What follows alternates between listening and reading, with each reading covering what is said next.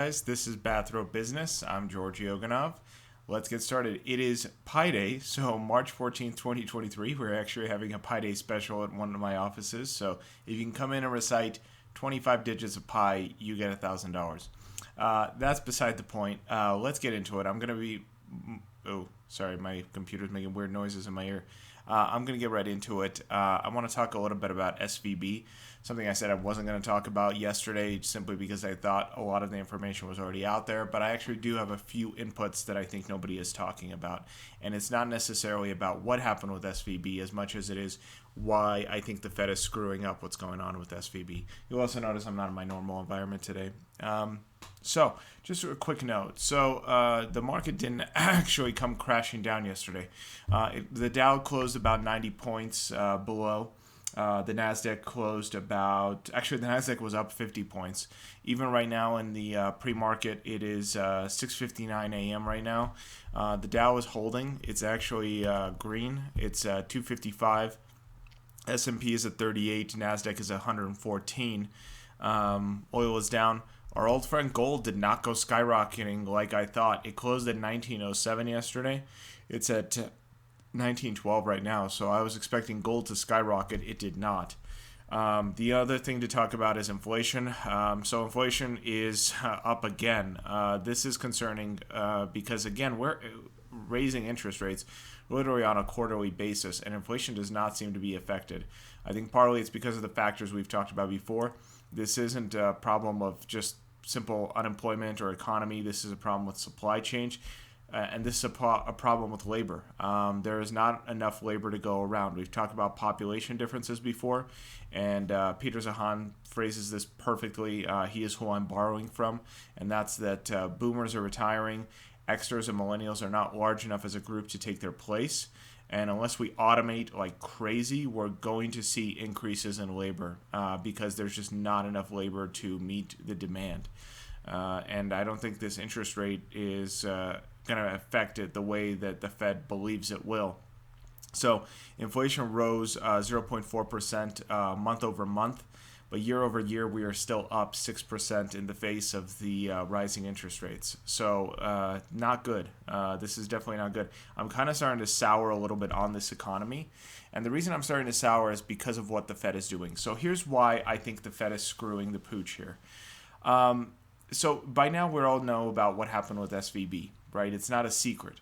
Partly why SVB came crashing down was mismanagement, but the other part was the Fed itself. Right. The reason that SVB started crashing was because nobody wanted their old bonds at 2-3%.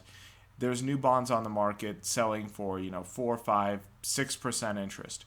So they weren't able to move the bonds that they had purchased years ago, and because of that, they didn't have the liquidity to meet their investors, their customers, and everything came crashing down like a house of cards. So that's kind of what was supposed to happen, right? I mean, the Fed is raising interest rates until something breaks or something comes crashing down in order to reduce inflation. So this is kind of the result of that. Whether they intended it or not in the banking sphere, I think they thought that, well, we'll just reduce inflation and the economy will slow. One way or another, this was what they had been hoping for, was a crash. And why they're mismanaging it is because they're going to be bailing everything out again. And that defeats the entire purpose of what they were supposed to be doing. Now, they're not saying that they're bailing out the bank, but a bailout by any other name is still a bailout. So technically, according to the FDIC, anything above $250,000 is not insured. So if you have a bank account at Silicon Valley Bank and you've got a balance above $250,000, sorry, we'll give you $250,000 for the first part of it, but everything else, you're out of luck. That's gone.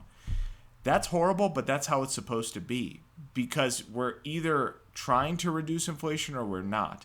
Yes, that means some business is going to collapse. Yes, that means it's going to hurt people, but that's the very intent of what the Fed is doing because we are being hurt by by high interest rates on a daily basis.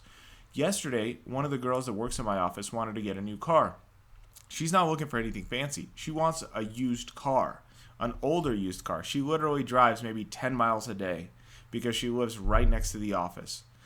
And she can't afford a new used car because interest rates are so high. Despite the fact that we can say, well, car prices are down, used car prices are down, it doesn't matter. The interest rate is still high.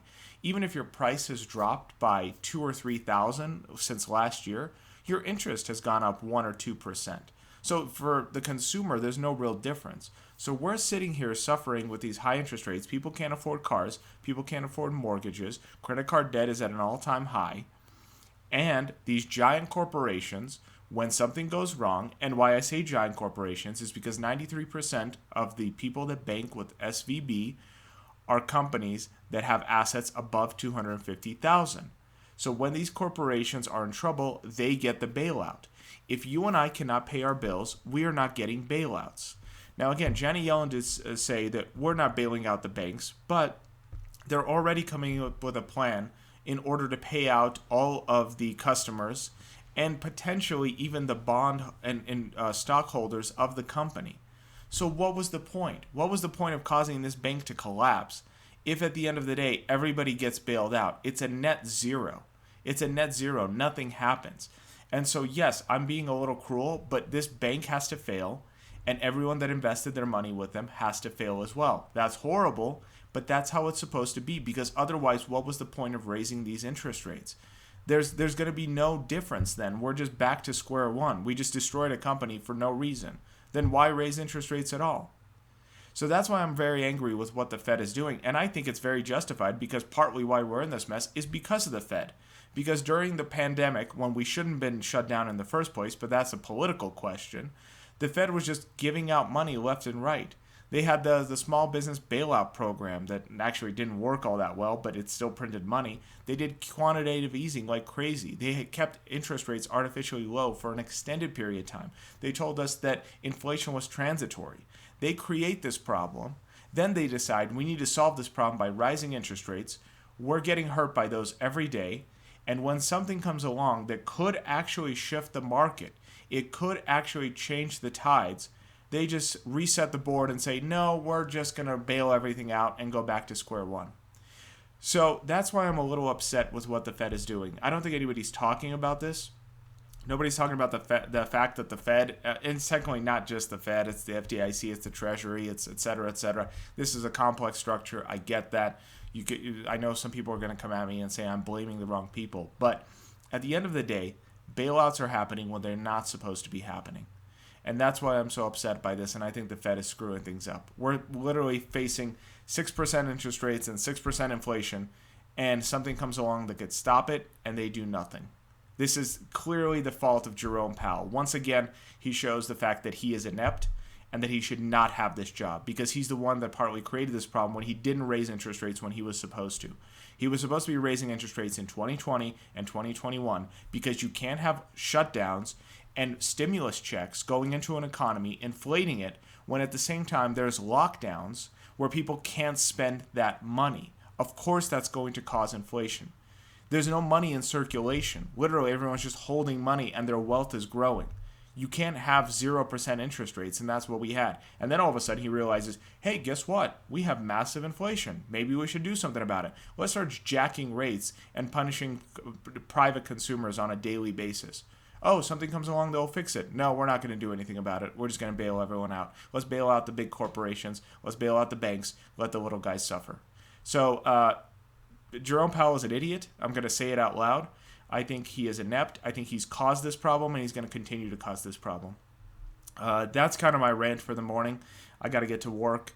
But I hope you guys have a good day.